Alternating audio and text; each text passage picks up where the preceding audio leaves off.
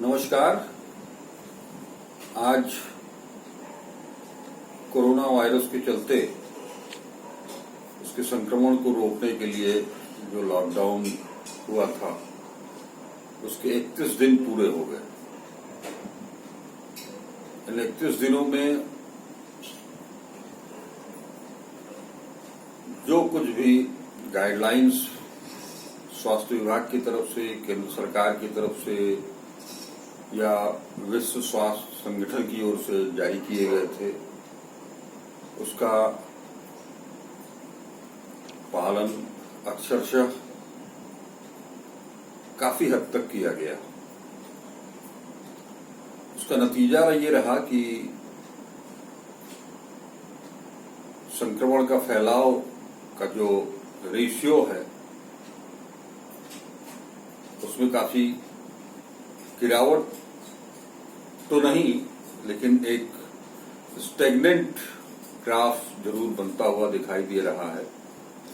अगर हम पूरे देश के लेवल पर देखें तो स्थिति बहुत निराशाजनक नहीं है। हालांकि अभी भी देश के बहुत सारे राज्य, बहुत सारे जिले, जिसमें एक जिला बनारस भी है, जिससे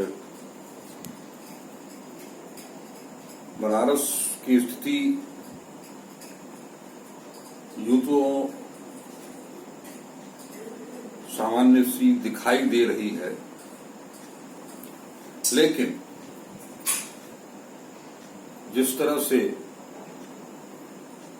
पिछले दिनों कुछ बाहर से जो लोग आए, विभिन्न जगहों पर उन्होंने आश्रय लिया, उसके चलते और उन्हें होम क्वारंटाइन में रखा गया, उनका इलाज भी हुआ, कुछ जांच चल भी रही थी, उनके सैंपल लिए गए। उन सैंपल्स के रिपोर्ट जिस तरह से जैसे जैसे आ रहे हैं वैसे वैसे कुछ कोरोना पॉजिटिव पेशेंट्स की संख्या भी बढ़ती जा रही है। जिस तरह से, लेकिन एक अच्छी चीज ये भी है कि जो पॉजिटिव केसेस मिले उनको हॉस्पिटलाइज किया गया, आइसोलेशन वार्ड में रखा गया, उनका इलाज शुरू हुआ। उसका रिजल्ट भी सकारात्मक है। जैसे कल ही 7 लोग, 8 लोग स्वस्थ हुए, लेकिन जैसा मैंने बताया कि पिछले दिनों जो लोग आए थे बाहर से, विभिन्न शहरों से, विदेश से, उनकी जो रिपोर्ट, उनके जो नमूने लिए गए थे, उनमें से उनकी रिपोर्ट जिस तरह से आ रही है वो आज, जैसे आज एक रिपोर्ट आई कि उसमें 7 लोग फिर से पॉजिटिव हुए हैं। ऐसे में बनारस में कोरोना पॉजिटिव की संख्या अब 18 हो गई है। लेकिन जो व्यवस्था है वो राहत भरी है। पूरा मेडिकल स्टाफ, चाहे वो सरकारी हो, चाहे बनारस हिंदू विश्वविद्यालय से संबंधित हो, सभी डॉक्टर्स, सभी पैरामेडिकल स्टाफ, नर्सिंग स्टाफ, सब पूरे तन मन से लगे हुए हैं, पूरी निष्ठा से लगे हुए हैं। ये एक अच्छी बात है। लेकिन जैसा कि मैंने बताया कि अब 31 दिन हो चुके हैं लॉकडाउन को। ये लॉकडाउन 3 मई तक के लिए घोषित किया गया था। लोगों की उम्मीद है, कुछ लोग ये चर्चा करने लगे हैं कि 3 मई के बाद लॉकडाउन खुलेगा। जिस तरह से केंद्र सरकार, स्वास्थ्य मंत्रालय की तरफ से 3 जोन बनाए गए हैं, हालांकि उस जोन में संख्या लगा, green zone, orange zone, red zone, green zone की संख्या भी स्टेबल है। ऑरेंज जोन की संख्या में जरूर कुछ वृद्धि हो रही है। हम सब उम्मीद करते हैं कि जल्दी से जल्दी रेड जोन के जो जिले हैं वो ऑरेंज जोन और ऑरेंज जोन के जो जिले हैं वो ग्रीन जोन में आएंगे। लेकिन एक बहुत बड़ा संकट जो दिखाई दे रहा है वो है आफ्टर लॉकडाउन। वो एक विभीषिका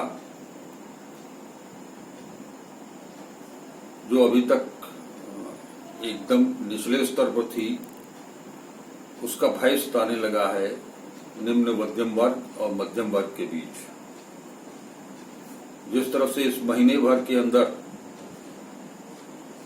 12 करोड़ लोग बेरोजगार हुए हैं, वो संख्या आने वाले दिनों में और बढ़ भी सकती है। आर्थिक स्थिति देश की बहुत ही नाजुक दौर में है।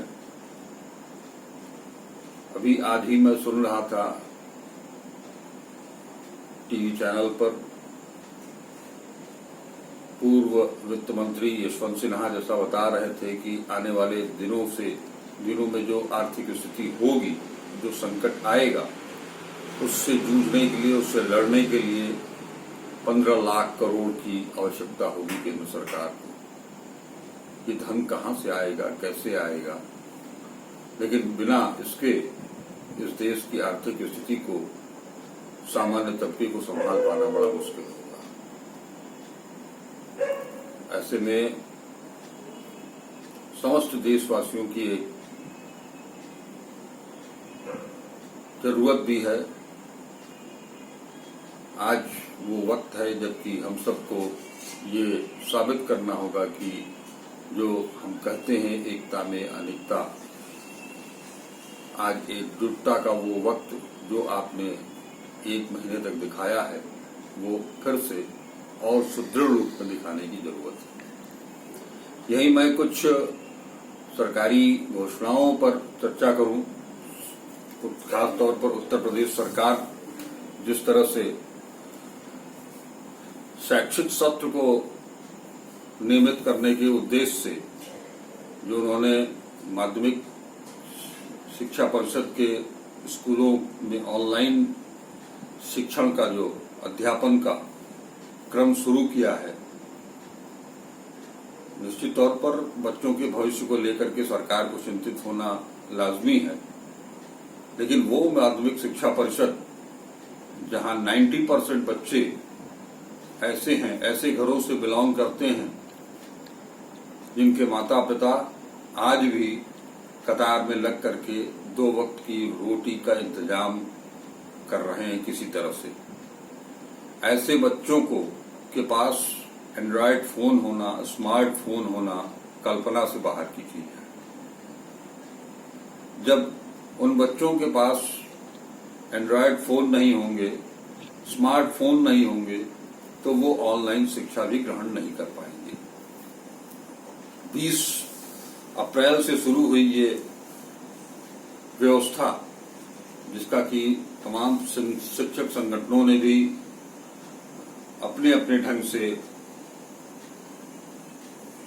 विरोध दर्ज कराते हुए हमारे शिक्षा मंत्री डॉक्टर दिनेश शर्मा को सुझाव भी भेजे हैं।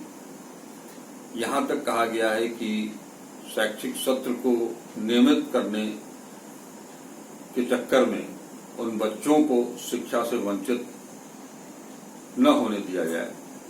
जो बच्चे गरीब हैं, जो बच्चे जिनके पास किताब कापी नहीं है, उन नहीं होती, जिनके पास पहनने को कपड़े नहीं होते, जिनके पास खाने को पर्याप्त खाना नहीं होता, उनके लिए मिड डे मील जैसी योजना चलाई जाती है। सरकार उन्हें यूनिफॉर्म उपलब्ध कराती है, उन्हें बस्ता बैग उपलब्ध कराती है, किताब कॉपी पेंसिल रबड़ सारे किट्स उनको उपलब्ध कराती है। ऐसे बच्चों के हित में भी सरकार को आगे आकर के सोचना चाहिए। मेरी भी उत्तर प्रदेश सरकार से, मुख्यमंत्री जी से उप मुख्यमंत्री जी से यह अनुरोध होगा कि वो एक बार अपनी व्यवस्था पर, अपने आदेशों पर पुनर्विचार करें। इस संकट की घड़ी में जिस तरह से मुख्यमंत्री आदित्यनाथ जी ने पहल की और राजस्थान के कोटा से हजारों बच्चों को उनके घरों तक पहुंचाया, उस तरह से एक बार फिर से अपने प्रदेश में रहने वाले माध्यमिक शिक्षा परिषद में अध्ययन के विभिन्न स्कूलों में अध्ययन करने वाले उन छात्रों के प्रति, उनके भविष्य के प्रति भी एक बार पुनर्विचार होना चाहिए। मैं अपने मुख्यमंत्री, उत्तर प्रदेश के मुख्यमंत्री योगी आदित्यनाथ को फिर से एक बार साधुवाद देना चाहूंगा कि उन्होंने न केवल राजस्थान के कोटा से अपने छात्रों को वापस बुलाया है, बल्कि आज उन्होंने एक बड़ा निर्णय करते हुए ये भी कहा है कि हमारे उत्तर प्रदेश के जितने भी मजदूर वर्ग के लोग हैं, जो देश के विभिन्न राज्यों में काम करने के लिए गए थे और वहां लॉकडाउन में फंसे हैं, उन सबको फिर से अपने उत्तर प्रदेश बुलाया जाएगा। इसकी जिम्मेदारी उन्होंने जिलों को भी सौंपी है। ऐसे मजदूरों को चिन्हित करने का, हालांकि ये बहुत ही कठिन कार्य होगा क्योंकि वो एक असंगठित मजदूर हैं, लेकिन ये पहल बहुत अच्छी पहल है। इसका स्वागत किया जाना चाहिए और इसके लिए बहुत दिनों से मांग भी उठ रही थी कि मजदूरों को अपने जिलों में, अपने घरों तक वापस लाया जाए। ये कार्य देर से ही सही, लेकिन स्तुत्य कार्य है। इसके लिए मुख्यमंत्री को साधुवाद देना चाहिए। वहीं ये एक आश्चर्य का विषय है कि बिहार के मुख्यमंत्री नीतीश कुमार जी अपने बच्चों को राजस्थान से क्यों नहीं बुला पा रहे हैं, उसके पीछे क्या उनकी सोच है,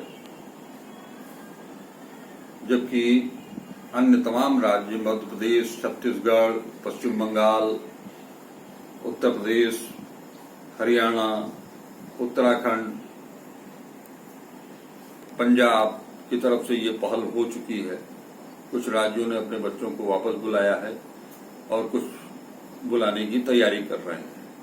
ऐसे में मेरी गुजारिश बिहार के मुख्यमंत्री से भी होगी कि वो भी अपने बच्चों को, जो किशोर वय के बच्चे हैं, महीने भर से वो अलग थलग पड़े हुए हैं, अब जबकि अन्य प्रांतों के बच्चे अपने अपने घरों को जा रहे हैं, ऐसे में वो बच्चे अब खुद को अकेलापन भी महसूस करेंगे। ऐसे में बिहार सरकार को इस पर एक जल्द से जल्द कदम उठाना चाहिए और केंद्र सरकार की तरफ से, राज्य सरकार की तरफ से भी इस दिशा में प्रयत्न करना चाहिए। और लेकिन केंद्र सरकार की इस समय सबसे बड़ी महती जिम्मेदारी ये बनती है कि जिस तरह से उन्होंने कोरोना वायरस के संक्रमण को फैलने से रोकने के लिए महत्वपूर्ण कदम उठाया लॉकडाउन का, उस तरह से आफ्टर लॉकडाउन के लिए भी निसंदेह प्रधानमंत्री जी उसकी तरफ सोच भी रहे होंगे, विचार भी कर रहे होंगे। इसीलिए उन्होंने 27 तारीख को फिर से मुख्यमंत्रियों की बैठक भी बुलाई है। मैं उम्मीद करता हूं कि केंद्र सरकार आफ्टर लॉकडाउन की भी तैयारी करेगी और देश की 130 करोड़ की जो जनता है उसके पक्ष में ही फैसला होगा। नमस्कार।